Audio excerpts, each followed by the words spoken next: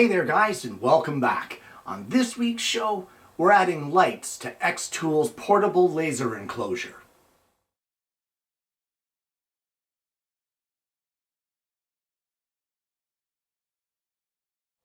Well, I've had this enclosure for quite some time now and been able to work with it on a regular basis, and I quite like it. But there is one issue with it that I find, and that is that when you're working with it, it's a little dark on the inside. And sometimes when I'm trying to line up a project or trying to see inside as to how the lasering is going, I just can't see what's happening. So today we're going to add lights to that enclosure, but because of the fact that this enclosure breaks down, we kind of have to keep that in mind when adding the lights. So let's head over to the bench and see what we can do. Well, at the moment when we're looking at this, it looks rather bright on the inside, and you can see my grid burned onto my backer board. However, the problem is that out here in the shop is not where I do all my burning. Sometimes I take it in the house and vent it out a window. And when you're in the house, I don't have these bright filming lights that I have on here in the shop. And on the inside, again, the shop lights show this as being quite bright and illuminated, and out here it is. But in the house, it is not. So what I want to do is, well, you know what? Let me show you the lights that I've chosen for this enclosure. Well, I've picked up these white LED strips, and you guys have seen me use these before here on the show. Most recently, I believe, with our small light box. But these are simple to use, they're very user-friendly, they're self-adhesive, and I have done some tests and taken a small strip and tried to adhere it to the inside of the laser enclosure, and it does in fact connect, and it does hold rather well. But we'll get more into that a little later. The first thing that we need to do is remove our lid from our laser enclosure so that we could work on it without trying to mess around working around the laser. So we have the lid to our enclosure here, and guys, I just want to say that in this video, there are some of you that this is going to be a repeat performance for you because you've seen this and seen me do this before. But there are those out there that have not seen this and will want the extra information. So if this is a repeat for you and you've seen me do this sort of thing, I apologize. Anyway, what we have here is our lid. And we have to start off with our LEDs on the right-hand back corner of our enclosure. And if we look at the other side, we can see, there we go, that this is our lid, and this will lift up. So we need to start with our LEDs back here. And the reason for that is we're going to utilize the air assist hole or port in order to get our cord through. So we need to keep our cord control as close to that back corner as we possibly can.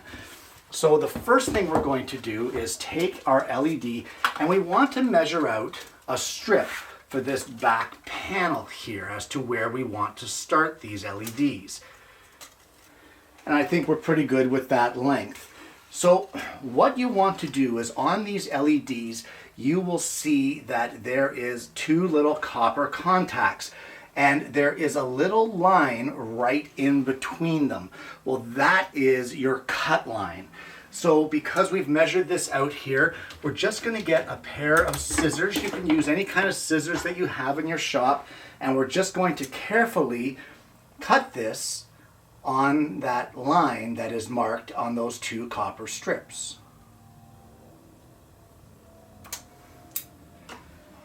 There we go. So this will be our power source for our laser lighting, and we want this to be at the back of our enclosure, which is the darkest area. So I also want a strip of lights to go around the window here. So just like I did with that piece there, I'm going to measure out how much lighting we can add here You don't want to get too close to the edge, because don't forget you're going to have the sides of your enclosure here as well. So when I'm happy with that, I will cut off another piece here, right on that line, and this will be the strip for here. Now I will do the same thing now for this side, for the front edge, and as well for the two sides of our window.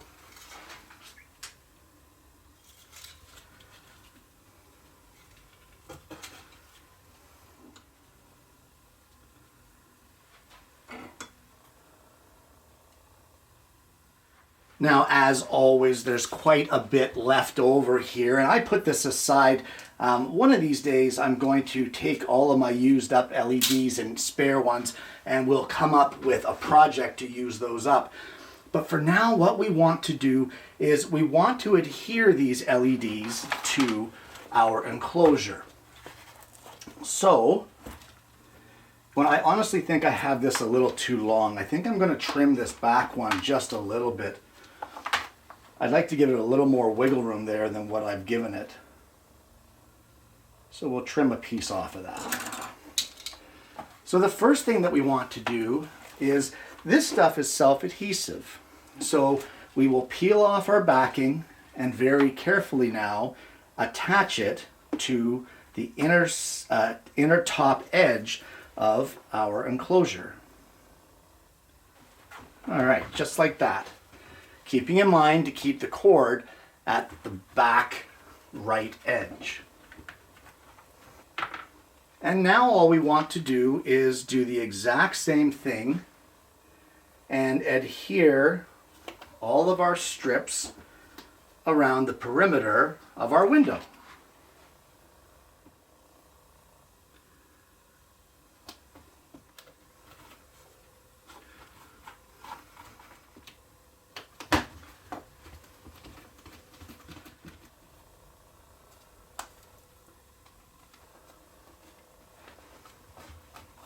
Well, we now need to solder some leads between these strips, because of course they're not going to work without it. The way that it's going to go is, because the power source starts from up here, we're going to solder from here to here, and then a jumper from here to here, a jumper from here to here, and finally a jumper from here to here. That will put all of our strips in series and make them all function correctly. So I have two short lengths of 22 gauge wire, and normally I like to color code them so that I don't get mixed up, but I was really short on the white stuff, so I'm going to be just using black. So you just want to be careful here on our strips. The 12 volt and the negative are very clearly marked. You just want to make sure that when you're soldering between the two, that you're soldering your 12 volt to your 12 volt and your negative to your negative. If you mix them up, they're not going to work. So the very first thing that we want to do is we want to tin our cables, or our stripped ends of the cables. Now I'm going to show you the way that I like to tin wire. It's kind of a little weird the way I do it, but it's the way I do it. So what I do is I take a little bit of solder, and this is where the weird part comes in. I actually spin it right around the stripped end of the cable, just like that. And then I take my soldering iron, and when I apply it here to the cable will heat up, it will melt the solder, and because this is rosin core solder, you'll see it there, it goes. It just goes right into your cable, and there you go. There is your one end tinned. Now it's a little bit of an extra step, and the reason I do it like this, honestly, is because I just don't have enough hands to hold things, to be able to hold the solder and, you know, hold the wire. So again, we'll just show you that one more time. We've got the wire, or the solder, wrapped around the wire. We're just going to give it a little touch on the end, and there it goes. Tinned. Just like that, simple. So we will do that for all of our lead ends. That's the first step in soldering these LED strips. Now, one of the biggest mistakes of soldering these LED strips is overheating. Guys really like to pound the heat on these things, and what happens is that these copper contacts end up separating from the entire strip and they become useless. So I have my soldering iron set to 350 degrees, and at each one of these contact points, both in the 12 volt and the negative, we just want to put a bead of solder. And you'll see here that it doesn't take a lot of heat or a lot of pressure to get that bead on there. In fact, I'm barely touching it at all. The rosin core solder will go a long way to helping it adhere and to helping it flow onto this strip. So there you go, there's the one, and I'll just place it on this one as well because we're going to be connecting these two together.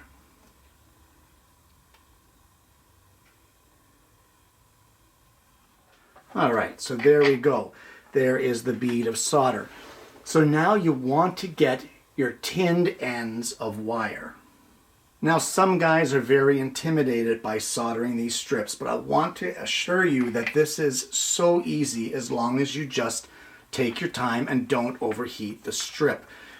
So all you want to do is hold your piece of wire centered over your bead that you placed on your strip and just touch your soldering iron to it. And you will find that that soldered bead will melt. And it will hold your cable right there on that negative terminal that we just did. We'll do the exact same thing now. We're just going to take it over to this side. I'm going to hold it in place. I'm using forceps here just because it's a little easier for me to handle it. And we'll hold it in place, and just like we did on the other side, we're just going to touch our soldering iron to that wire until it heats up enough to melt that bead that we placed on there. And that's it. That is that connection done. If you're not happy with a little bit of the cable that's sticking out the end, you can trim it. Okay, so we're going to go through and do these other connections to complete this whole series strip, and then we'll carry on from there. Well, with all the soldering done, I have now just used a cable tie to sort of for cable management, I guess. We'll keep these all tied together here. And I'm just going to use the supplied adhesive on the back of this controller, and we will place this right in here and stick it in place. Now, I don't know the longevity of how much these will stick on this material, but my test pieces stuck rather well. So we're just going to see how well these actually stick over time. But for now, this is what we're going to do. Alright, and with that done now, we can put this back onto our enclosure. And now our power supply can go in through our air assist hole. I will end up tie wrapping the rest of that down near the bottom a little better. We'll plug it into our LEDs on the inside of our unit. And there we go.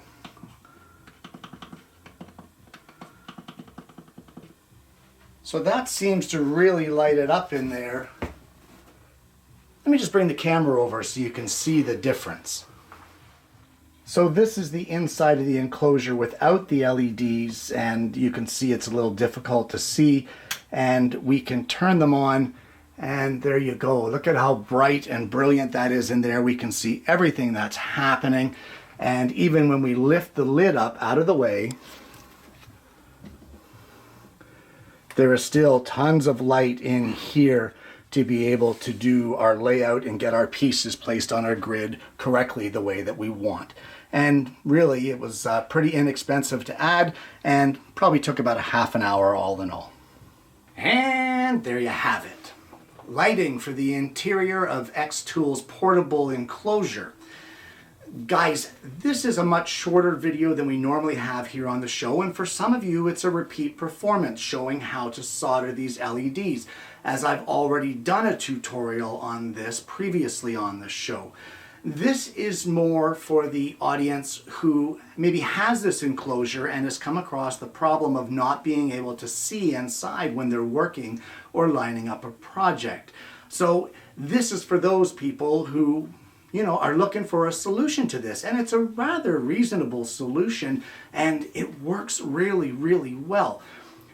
For those of you who didn't think there was enough on the soldering and you'd like a little more detailed explanation or a little more detailed tutorial, I'll post a link to my tutorial of soldering these LED strips down below, and maybe that will help you out a little more. Guys, this is a huge improvement for me. It's really going to help with my projects, and I hope you've enjoyed it. If you have the xTool portable enclosure and you're having problems with lighting, this very well may be the solution for you. Guys, I want to thank you so much for tuning in. As I said, it's a little bit of a shorter program than it normally is today, and although it doesn't apply to everybody, there are those out there that are wondering about this, I'm sure. So for those of you that have watched it and tuned in today's show, I hope you've enjoyed the content. If you haven't already, please consider liking and subscribing to the channel. You click the bell and then you're not going to miss the notifications of future episodes of the program. I want to thank you so much for tuning in today, guys. I hope you found it informative. I hope you've enjoyed it. And more importantly, I hope you can join me again next week when I bring you yet another Alternative Tuesdays.